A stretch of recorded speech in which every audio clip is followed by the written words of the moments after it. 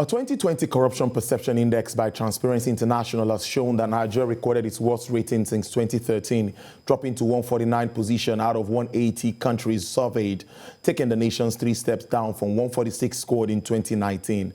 According to Transparency International, the nation's dip in ranking stems from absence of transparency, nepotism, lack of adequate anti-corruption legal frameworks, the prevalence of bribery and extortion in Nigerian police, corruption in the security sector, amongst others. In an assessment of the country on a scale of 0 to 100, where 0 is tagged highly corrupt and 100 very clean, Nigeria scored 25 out of 100, which is 1 point less than its 26 points in the previous year. These figures have since sent wrong signals to local and foreign investors, casting doubts on their confidence on the safety of their businesses. Corruption has over time been associated with lower investments, higher prices, which are often unaffordable, and of course, barriers to entry for businesses. Let's now discuss further implementation of the current Corruption Perception Index and how it affects the economy, investors' confidence, and recovery process for a country still battling with economic recession. I have joining me live from our Abuja studios is the former Director General of the Abuja Chamber of Commerce and Industry, Dr. Chijioke Ikechukwu. Thank you very much, Dr. Ikechukwu. First, how does this figure come to you from 146 out of 180 countries, talking about Corruption Perception Index for the year 2020? Yeah, first of all, when we receive this kind of index, the first thing that comes to my mind is worry. I just usually get worried with the kind of statistics mentioned concerning our country, Nigeria. There are many other ones that have been mentioned in the past concerning open defecation, concerning corruption in the police, and things like that. And each time we are rated very, very low. It's very worrisome, and it should give us cause to worry, as a matter of fact. As a country, I have not seen enough effort being made to even address some of the things being mentioned and that led us to be rated so very low. I think once we receive such rating, the first thing we should do is just to go back to drawing board and ask ourselves questions on what we need to do to improve our rating and to improve such performances in such areas. Instead of trying to make excuses or trying to cover up or defend ourselves, we should actually come together to look at what we need to do to improve our rating. Don't forget that in the past, our rating was very, very poor in ease of doing business.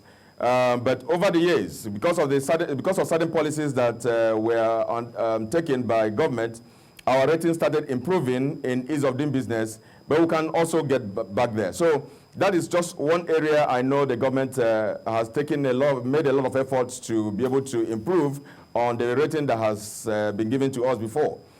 So I agree that certain investors are going to be looking at these indices, and then it will affect their decision making on where and when they should invest in the kind of country. And that is the reason why certain African countries receive more investors more than Nigeria, because they look at some of these indicators and they think it may be dangerous for them to come to a place like this to do business because of the kind of rating we have gotten in corruption. But I also can tell you there are some business people who want to thrive on such corruption and want to think they will have their ways and make more profit in a situation where they can always bribe their way through. So while some very formal and corporate institutions may want to avoid countries like Nigeria for investment because of the kind of rating we are given, there are some other business people that want to come to Nigeria because they think they can always have their way. So it's probably not not a win-win, but of course, sometimes we also lose some and win some. Some talk about quick fixes, like looking at the structures of our system. Some also talk about port issues and, permits and people being able to sort out their documents easily when they want to do businesses here. They said that is still not the way it's done here, and people have hiccups or they have to see someone before something is done. That is part of the problem in this part of the world. Do you agree with that? Totally agree. Totally agree that until we all know, Nigerians know that until you get somebody sorted out, your file or your documents will not move from one place to another. And you know, the unfortunate thing is that even amongst certain government organizations, for example, you already have your budget approved, or you already have an approval to have your funding, you will see that it's also not yet uhuru for you, because you still have to go and do one thing or the other to get your money out. Or you are in a place like, say, police or any agency that wears uniform. You won't believe that some of them pay to get their uniforms approved for them to have. And for you to move on transfer from one part of the country to another, or to occupy one position or the other, you have to pay your way through. This is not done. You know, certain places, promotions can only happen when you're able to see certain people higher up there before you get promoted. Should it be so? And how long are you going to continue to living our lives like this? Nigerians are tired of this kind of life. So what efforts are we making as a country to actually deal with this kind of things that are bringing us bad image? The image continues to get worse. We're not talking about which government that is in power or not. We're talking about the country Nigeria. Nigerians are tired of this kind of situations. So we need to take frantic and make frantic efforts to ensure that as we are rated this way, we need to come to the table and discuss on how to improve on each of them, so that we'll keep improving from time to time. Otherwise, that is just the impression the whole world will have about Nigeria, and it is not good for us. I so much agree with you with the fact that it's not just to blame for this administration. It's been a continuous process. Years before now, we've been like this. I'm going to now talk about our institutions that are actually meant to fight corruption. What's your assessment of some of them, and how do you see them getting better, even with the will being shown by this administration to fight corruption? Yeah, until we have a system that regulates itself. First of all, for you to fight corruption, you have to start from within you. Charity begins at home. We have seen situations where corruption is being fought only in the TV and radio stations and in the newspaper. Meanwhile, we see situations where those that are supposed to be fighting the corruption are even worse than the people they are fighting their corruption. So we need to clean up our houses, and people must be made scapegoats. Until we start punishing people and start exposing them and start prosecuting them, we are not going to get it right. So let people be afraid of corruption, as it is in some countries where people are so afraid of corruption because when they are corrupt, the punishment is so heavy that nobody will want to get into that. So we need to have our system in such a way that it will cleanse itself of bad eggs, first of all. Then the clean system can decide to go out to be able to cleanse the entire system of the country.